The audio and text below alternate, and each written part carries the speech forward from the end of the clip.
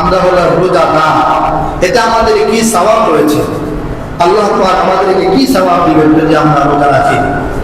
হাদিস আল্লাহর নবী বলেন, ইন্নাল্লাহা তাবারাকা ওয়া তাআলা ক্বাদা নাফসাহু আ'তাশা নাফসাহু। আল্লাহ রাব্বুল আলামিন নিজের প্রতি অবধারিত করে নিয়েছেন, ওয়াজিব করে নিয়েছেন, যে ব্যক্তি কষ্ট করে রোজা রাখবে, যে ব্যক্তি কষ্ট করে রোজা রাখবে, তো আল্লাহ নবী বলেন সাকাহু ইয়াওমাল আবজি, আল্লাহ রাব্বুল আলামিন তাকে কিয়ামতের ময়দানে পানি পান করাবেন। সুবহানাল্লাহ।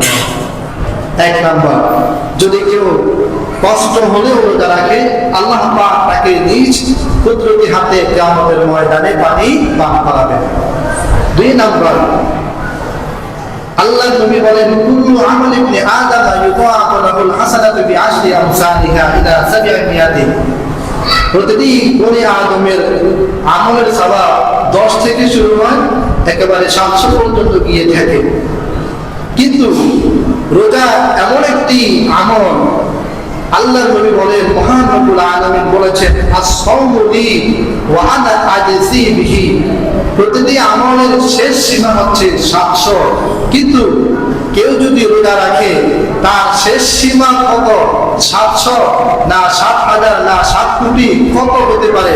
এটা একমাত্র আমি মহান রব্বুল আলামিন জানি।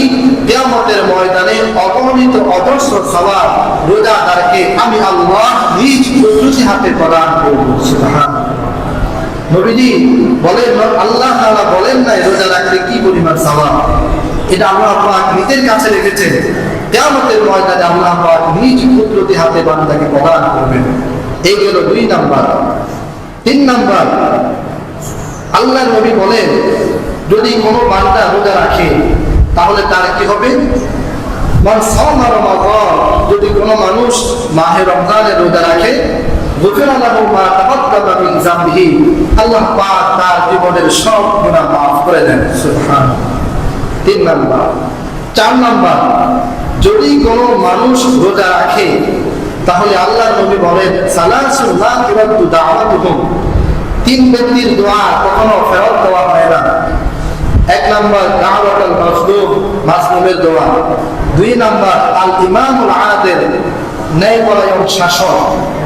3 নাম্বার আস-সাইমু হাত্তা ইফতিরা, রোজাদার ব্যক্তি যতক্ষণ না সে ইফতার করে, ইফতারের আগ পর্যন্ত সারা দিন এবং কি ইফতারের পূর্ব মুহূর্ত পর্যন্ত রোজাদার ব্যক্তি যত দোয়া করবে আল্লাহ পাক তার সব দোয়া কবুল করেন। সুবহানাল্লাহ।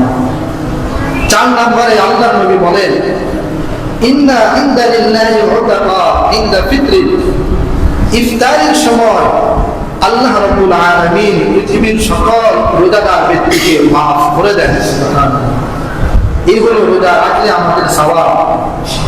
রোজা রাখলে, না রাখলে কোন কথাই নেই। রোজা রাখলে এই পরিমাণ সওয়াব আল্লাহ রাব্বুল আলামিন আমাদেরকে দান করবেন।